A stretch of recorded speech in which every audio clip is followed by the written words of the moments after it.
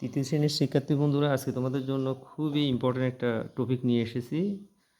এই পৃষ্ঠা 32, তোমাদের বইয়ের 32 পৃষ্ঠায়, এই যে 32 পৃষ্ঠায় বিয়োজন, বিয়োজ্য, বিয়োগফল, আমরা এদের সাথে আজকে পরিচিত হব। তাহলে বিয়োজন কোনটা? আমি যে সংখ্যা থেকে ভাগ দিব ওই সংখ্যাটি হচ্ছে, যেমন 10 একটি সংখ্যা নিলাম, তারপর তার থেকে আমি 5 বিয়োগ করলাম, বিয়োগ করে আমি কত পেলাম? 5 পেলাম। একটু ভালো করে লক্ষ্য করো, এই যে সংখ্যা থেকে বাদ দিব ওই সংখ্যাটা হচ্ছে বিয়োজন। যত সংখ্যা বাদ দিব সেই সংখ্যাটি হচ্ছে যে কি? বিয়োজ্য। আর এটা থেকে এটা বিয়োগ করে যে সংখ্যাটা পেলাম সেটার নাম হচ্ছে বিয়োগফল।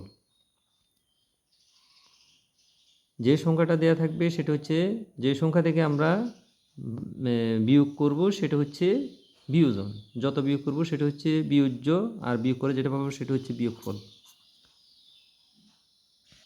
এখন তোমাদের পরীক্ষা এভাবে আসে যে, মনে করো এই বিয়োজনের মান দেয়া আছে, বিয়োগফলের মান দেয়া আছে, এই বিয়োজন মানটা বাইর করতে বলবে। তাহলে আমরা কিভাবে করব?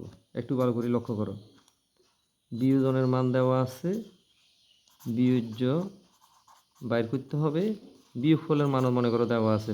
তাহলে আমরা কীভাবে বের করব? তাহলে আমরা এভাবে করব, বিয়োজন বসাবো, বিয়োজ্য লিখবো, বিয়োগফলের মান বসাবো, ওই সূত্রটার ভিতরে বসে আমরা বিয়োগফলের মানটাকে আমরা এই পাশে নিয়ে আসবো, বাম পাশে, আর বিয়োজ্যটা আমাদের ডান পাশে চলে যাবে। তাহলে আমরা বিয়োজ্য সমান এখানে কত পাইলাম? লক্ষ্য করো, 10 থেকে 5 গেলে কত? 5। তার মানে আমরা বিয়োজ্য পেয়েছি 5। আশা করি কনসেপ্ট ক্লিয়ার। তাহলে পরীক্ষায় এই সূত্র প্রয়োগ করে কি কি মান আসতে পারে? বিয়োজন আসতে পারে, বিয়োজ্য বাইর করতে পারে, বিয়োগফল বাইর করতে পারে। তাহলে বিয়োগফল সমান আমরা বিয়োজন থেকে বিয়োজ্য বাদ দিলে আমরা বিয়োগফল পাবো। আর বিয়োজ্যটা আমরা কীভাবে বাইর করব? বিয়োজ্যটা আমরা এইভাবে বাইর করব, এই যে বিয়োজন বসানো হয়েছে, বিয়োজ্য লিখবে, তারপর বিয়োগফলের মানটা বসাবে, এটাকে বাম পাশে আনবে, বিয়োজকটাকে ডান পাশে নিলে তাহলে এটা থেকে এটা মাইনাস করে আমরা যেটা পাবো সেটা হচ্ছে আমাদের আনসার। ধন্যবাদ সবাইকে। তৃতীয় শ্রেণীর শিক্ষার্থী বন্ধুরা, আজকে তোমাদেরকে গণিতের গুণের একটি সূত্রের প্রয়োগ নিয়ে একটু আলোচনা করব। সূত্রটা হচ্ছে আমাদের গুণক সমান সমান হচ্ছে কি? গুণফল। গুণক সমান গুণফল। এখন গুণ্য কোনটা, গুণক কোনটা, গুণফল কোনটা?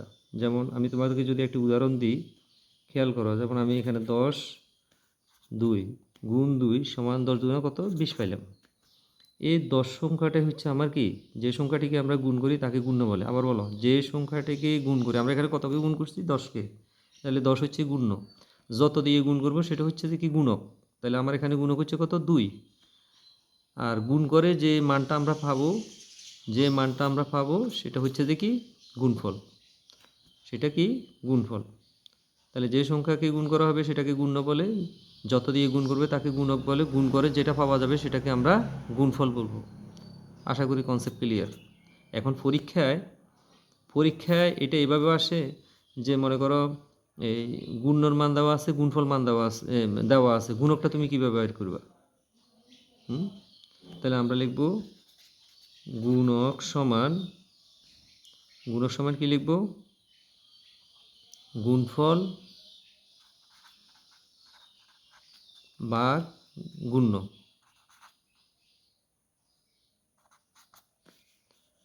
এখানে যেমন আমার গুণফল কত? 20 ভাগ গুণ্য কত? 10। তাহলে আমি গুণক কত পাইলাম? 10-এর নাম তো 20-এর মধ্যে কয়বার? 2বার। তাহলে আমি এখানে গুণক পাইলাম 2। তাহলে গুণক বের করতে হলে গুণফলকে গুণ্য দিয়ে কি করতে হবে? ভাগ করতে হবে। কি করতে হবে? ভাগ করতে হবে। আশা করি কনসেপ্ট ক্লিয়ার।